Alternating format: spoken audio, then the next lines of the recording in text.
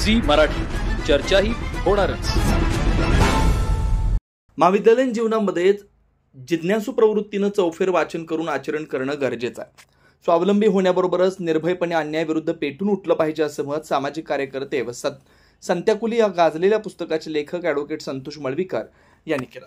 ते चंदगड येथील रभा माडखोलकर महाविद्यालयात ग्रंथालय आणि वाणिज्य व व्यवस्थापन विभागाच्या वतीनं आयोजित करण्यात आलेल्या उद्योजक व लेखकाची यशोगाथा या विषयावर बोलत होते। अध्यक्षस्थानी संस्थेचे ज्येष्ठ संचालक प्राध्यापक आर.पी. पाटील होते। ॲडव्होकेट मळवीकर आपल्या भाषणात पुढे म्हणाले की विद्यार्थी दशेत विद्यार्थ्यांनी झपाटून आपलं कर्तव्य बजावलं पाहिजे। कोणते मिळेल ते काम करून स्वावलंबी बनलं पाहिजे।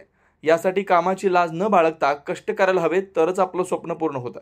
विद्यार्थ्यांनी स्वप्न जरूर पाहावीत, पण ती पूर्ण करण्यासाठी प्रचंड मेहनत घ्यावी असं सांगून ते पुढे म्हणाले की केवळ पुस्तकी शिक्षण न घेता विद्यार्थ्यांनी समाजातील वेगवेगळ्या चुकीच्या घडलेल्या घटनेवर व्यक्त व्हायला हवं। कॉलेजचं जीवन प्रेमात वाया घालवण्यापेक्षा कष्टाने आपलं ध्येय गाठून अशी भरारी घ्यावी की अनेकांना आश्चर्य वाटेल।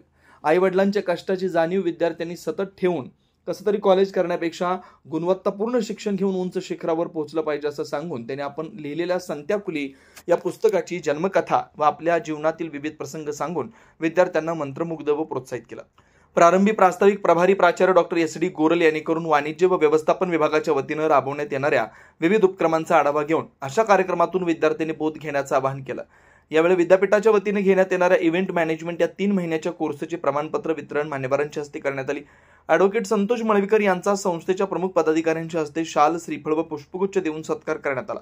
भारतीय ग्रंथालय शास्त्राचे जनक डॉक्टर एस.आर. रंगनाथन यांच्या प्रतिमेला पुष्पहार अर्पण करून त्यांची 133वी जयंती साजरी करण्यात आली।